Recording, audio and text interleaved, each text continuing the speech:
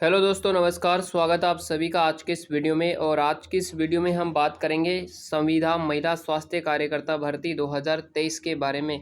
यहां आप इस वैकेंसी का विज्ञापन संख्या देख सकते हो। आज ही इस वैकेंसी का विस्तृत विज्ञापन जो है वो जारी किया गया है, यानी कि 6 जुलाई 2023 को ये विज्ञापन निकाला गया है। साथियों, ये वैकेंसी जो है राजस्थान कर्मचारी चयन बोर्ड जयपुर की तरफ से इस वैकेंसी का नोटिफिकेशन जारी हुआ है। आप यहाँ पर देख सकते हो।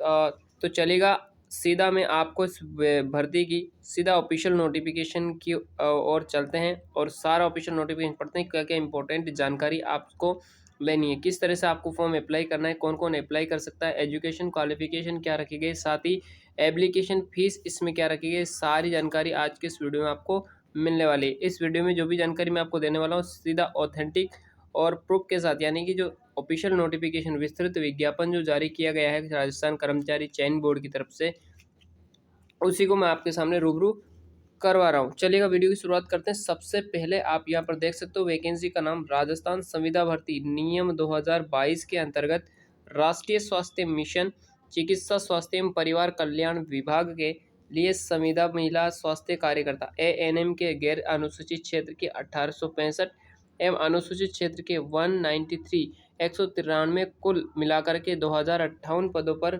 यह भर्ती निकाली गई है। केवल महिला आवेदकों से निर्धारित प्रपत्र में ऑनलाइन आवेदन पत्र आमंत्रित किए जाते हैं। उक्त पद पूर्ण रूप से संविदा आधारित पद है तथा राज्य सरकार के निर्देशों के अनुसार ये पद केवल 1 वर्ष या बढ़ी हुई अवधि या परियोजना के अवधि तक होगा, यानी कि केवल संविदा के लिए ये वैकेंसी निकाली गई है। ठीक है, और केवल महिलाएं इस वैकेंसी में अप्लाई कर सकती है। चलिएगा ऑनलाइन आवेदन की प्रक्रिया समझ लेते हैं। क्या इसकी ऑनलाइन आवेदन की प्रक्रिया है? यहाँ पर ऑनलाइन आवेदन की प्रक्रिया बोर्ड द्वारा आवेदन ऑनलाइन एप्लीकेशन फॉर्म के लिए जाएंगे, जिन्हें राज्य के निर्धारित ई मित्र कियोस्क जन सुविधा केंद्र के माध्यम से भरा जा सकता है। यानी कि कुल मिलाकर के आपको ऑनलाइन आवेदन करना है, यह आपको ध्यान रखना है। ऑनलाइन आवेदन पत्र भरने से पहले सर्वप्रथम अभ्यर्थी विस्तृत विज्ञापन का अध्ययन कर लीजिएगा। तदुपरांत ही अभ्यर्थी ऑनलाइन आवेदन करे। ऑनलाइन आवेदन करने की प्रक्रिया यहाँ पर आप समझ लीजिएगा। ऑनलाइन आवेदन करने के लिए अभ्यर्थियों को बोर्ड के ऑनलाइन पोर्टल, जिसकी ऑफिशियल वेबसाइट यहाँ पर आपको दिख रही होगी, ये ऑफिशियल वेबसाइट की लिंक आपको इस वीडियो की डिस्क्रिप्शन में मिल जाएगी। रिक्रूटमेंट एडवर्टाइजमेंट पर आपको क्लिक करना है। अप्लाई लिंक को क्लिक कर अथवा एसएसओ पोर्टल से लॉगिन करने के उपरांत सिटीजन एप्स में उपलब्ध रिक्रूटमेंट पोर्टल का चयन करना होगा। इसके बाद अभ्यर्थी अप्लाई नाउ पर क्लिक करेगा। यदि अभ्यर्थी द्वारा ओटीआर वन टाइम रजिस्ट्रेशन का एक बारी है, यानी कि पहले आपने पंजीयन कर लिया है तो पंजीयन शुल्क जमा नहीं किया गया है, तो अभ्यर्थी को सर्वप्रथम ओटीआर, अगर एक बार आपने रजिस्ट्रेशन कर लिया है तो वहाँ पर शुल्क आपकी जमा नहीं होगी, लेकिन आप पहली बार फर्स्ट बार अगर रजिस्ट्रेशन करोगे तो वहाँ पर आपको इसका पंजीयन शुल्क जमा करना पड़ेगा। तो अभ्यर्थी को सर्वप्रथम OTR one time registration tab पर अपनी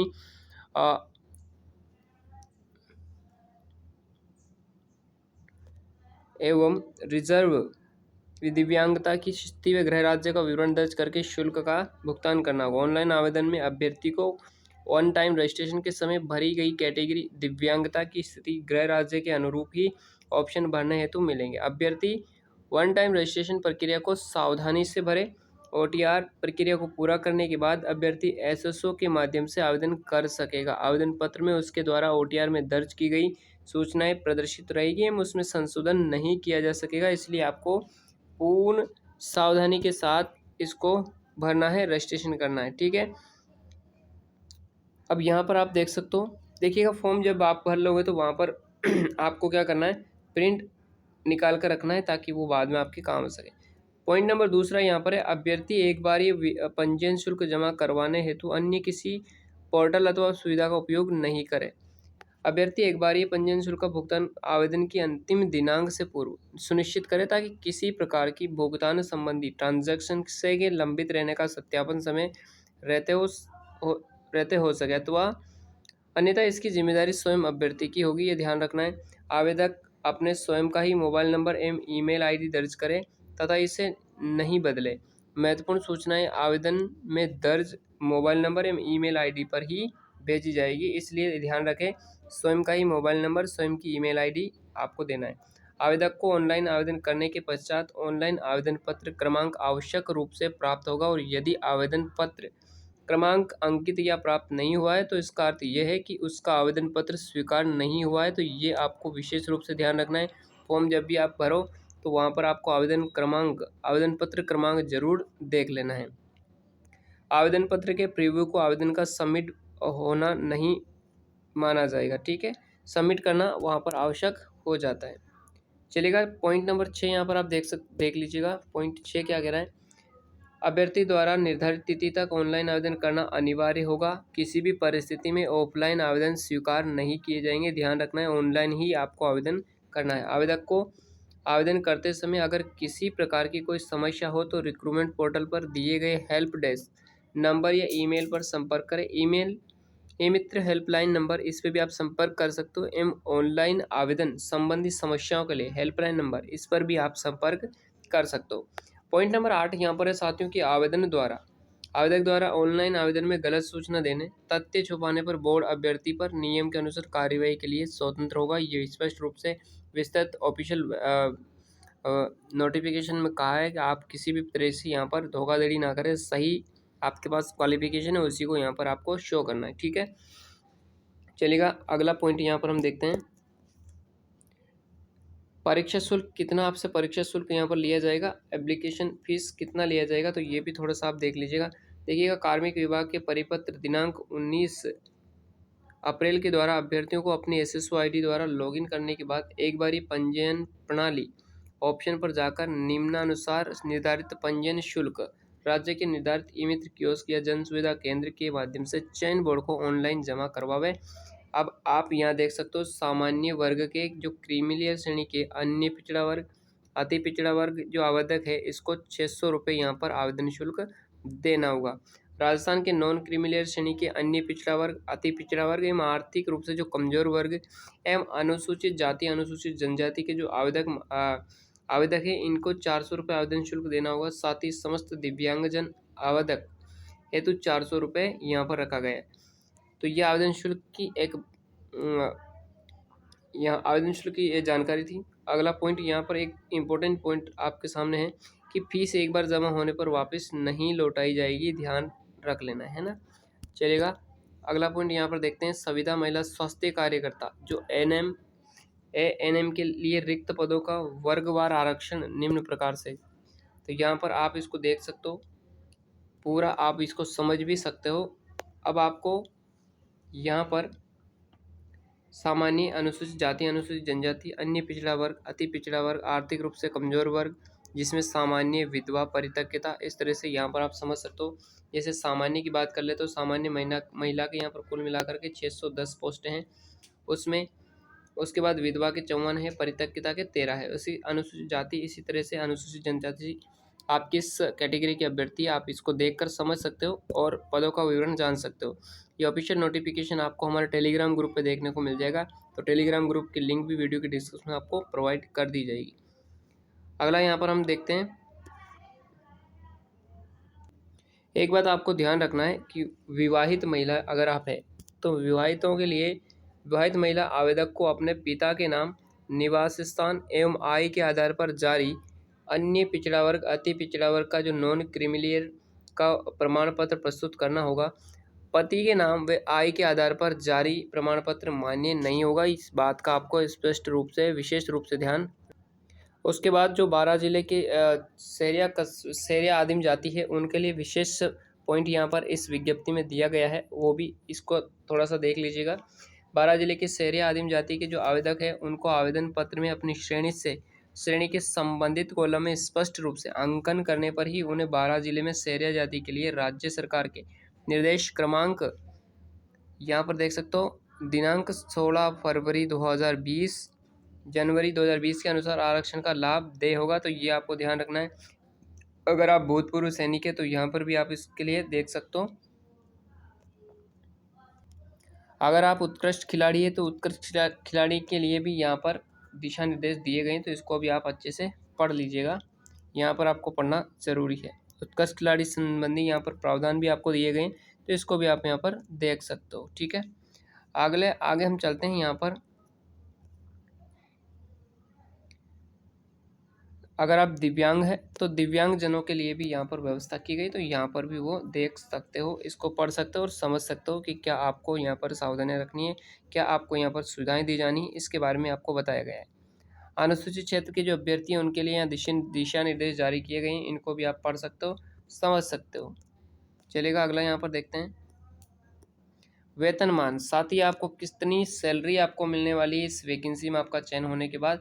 तो प्रतिमाह जो है वो आपको 13,150 रुपये आवेदन शुल्क के रूप में आपको दे होगा, ये ध्यान रखना है। अब हम इम्पोर्टेंट पॉइंट पर आते हैं, पात्रता एवं शैक्षणिक योग्यता। तो किस तरह से पात्रता आपको आपसे मांगी गई है वो आप यहाँ पर देख लीजिएगा।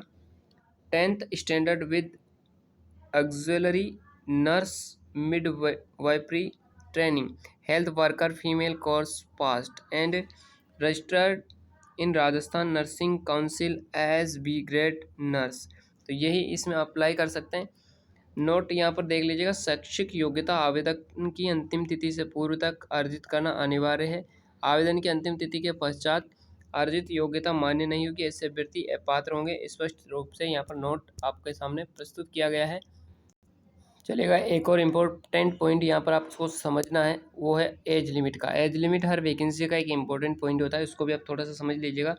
तो आवेदक 1 जनवरी 2024 को 21 वर्ष की आयु प्राप्त कर चुका हो तथा 40 वर्ष का नहीं हुआ हो, यानी कि 40 वर्ष इसकी मैक्सिमम एज लिमिट रखी गई है। उच्चतम आयु सीमा में अन्य विशेष श्रेणियों में छूट निम्न प्रकार दे होगी।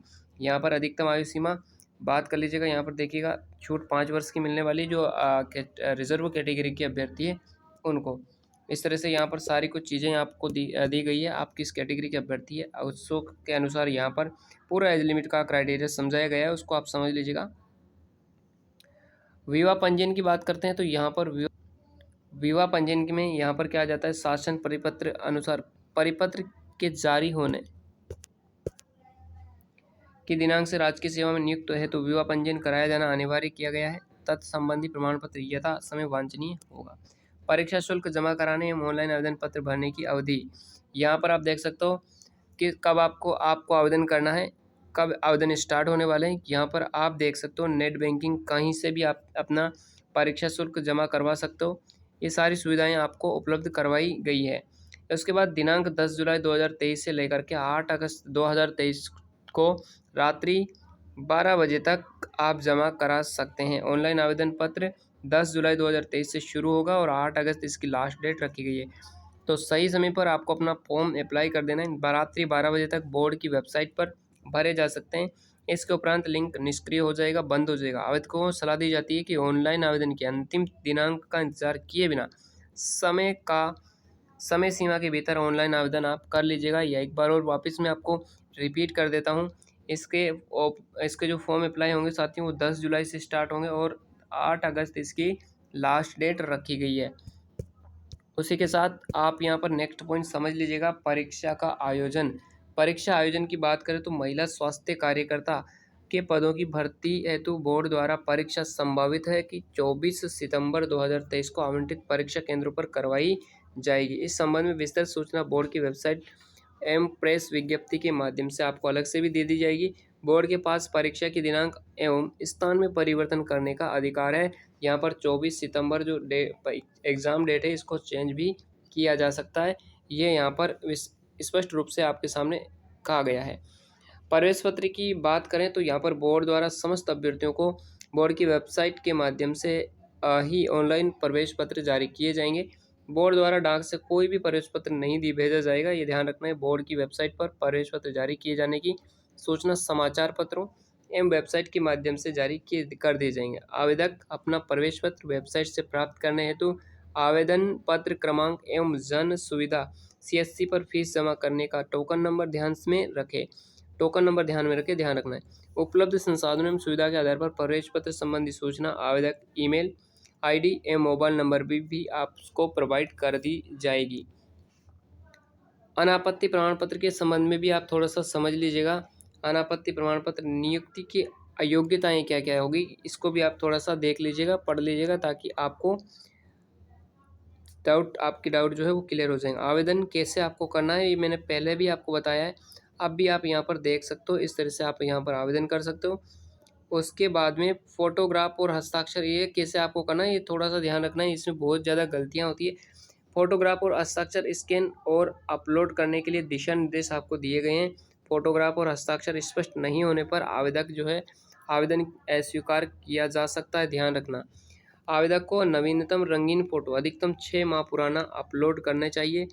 मोबाइल व अन्य स्वयं रचित फ़ोटो का उपयोग नहीं करें। फ़ोटो की पृष्ठभूमि सफ़ेद या हल्के रंग की होनी चाहिए। फ़ोटो में आवेदक का चेहरा कम से कम 50% जगह घेरना चाहिए। फ़ोटो में आवेदक का चेहरा एवं सिर किसी भी कपड़े, छाया, बालों द्वारा ढका हुआ नहीं होना चाहिए। आवेदक का सिर, आँख, नाक और ठोड़ी स्पष्ट रूप से दिखाई देनी चाहिए। यदि आप चश्मा पहनते हैं तो फ़ोटो खिंचवाते समय चश्मा पहन सकते हैं, लेकिन चश्मे में चमक नहीं होनी चाहिए, ध्यान रखना। आवेदक की फ़ोटो में काला या धूप का चश्मा नहीं होना चाहिए, ये भी आपको ध्यान रखना है। साथ ही ये यहाँ पर आप देख सकते हो फ़ोटो किस तरह से होना होना होना चाहिए। परीक्षा के समय प्रवेश पत्र, उपस्थिति पत्र पर लगी फ़ोटो आवेदक से मेल खानी चाहिए, अन्यथा उम्मीदवार अयोग्य ठहराया जा सकता है। उसके बाद हस्ताक्षर अपलोड करने के लिए दिशा निर्देश यहाँ पर दिए गए हैं, इसको आप पढ़ लीजिएगा।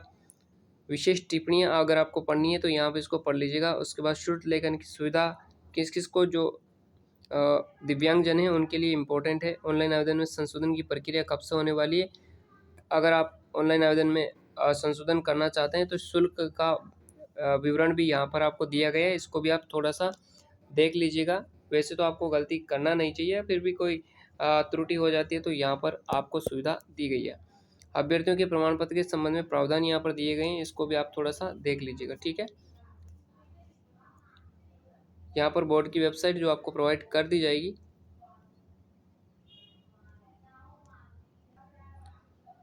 एक और इम्पोर्टेंट पॉइंट यहाँ पर आ जाता है कि जाति प्रमाण पत्र की वैधता अवधि यहाँ पर दी गई है। तो जाति प्रमाण पत्र की वैधता अवधि देखिएगा, सामाजिक न्याय एवं अधिकारिता विभाग के जाति प्रमाण पत्र निर्देश दिशा निर्देश दिनांक 9/9/2015 के अनुसार यहाँ इसको आप देख लीजिएगा। आपका जाति प्रमाण पत्र इसी निर्देशों के अकॉर्डिंग होना चाहिए। अगला हम यहाँ पर देखेंगे आवेदन में गलत सूचना प्रस्तुत करने व अनुचित साधनों की रोकथाम, इस तरह से यहाँ पर सावधानियाँ रखी जाएगी, चलेगा। अब हम बात करेंगे महिला स्वास्थ्य कार्यकर्ता ANM संविदा के पदों पर भर्ती हेतु परीक्षा की स्कीम एवं पाठ्यक्रम क्या रखा गया है। तो इसमें देखिएगा, परीक्षा की स्कीम जो है वो परीक्षा का आयोजन ऑफलाइन किया जाएगा। ऑफलाइन आपका एग्जाम होगा। परीक्षा पेपर का समय 1 घंटा 30 मिनट, कुल मिलाकर के 1.5 घंटा आपको एग्जाम में टाइम दिया जाएगा। परीक्षा पेपर बहुविकल्पीय टाइप का रहेगा। उसके साथ प्रश्न पत्र में प्रश्नों की जो संख्या है वो 100 यानी कि 100 प्रश्न होंगे। सभी प्रश्नों के अंक समान होंगे और प्रत्येक प्रश्न 4 अंक का होगा। पहला यानी कि एक क्वेश्चन 4 नंबर का होने वाला है।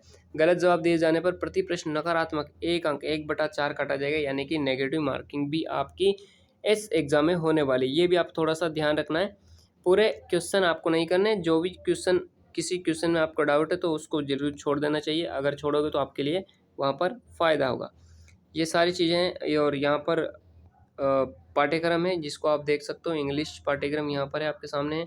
साथ ही ये सारी कुछ चीज़ें हैं, इसको आप देख लीजिएगा, पढ़ लीजिएगा अच्छे से। बोर्ड की वेबसाइट यहाँ आपको उपलब्ध करवा दी जाएगी इस वीडियो के डिस्क्रिप्शन में। तो ये सारी जानकारी इस ऑफिशियल नोटिफिकेशन के माध्यम से मैंने आपको दी है। आई होप कि आपको हर एक इम्पोर्टेंट पॉइंट जो मैंने समझाने की कोशिश की आपको अच्छे से समझ में आ गया होगा।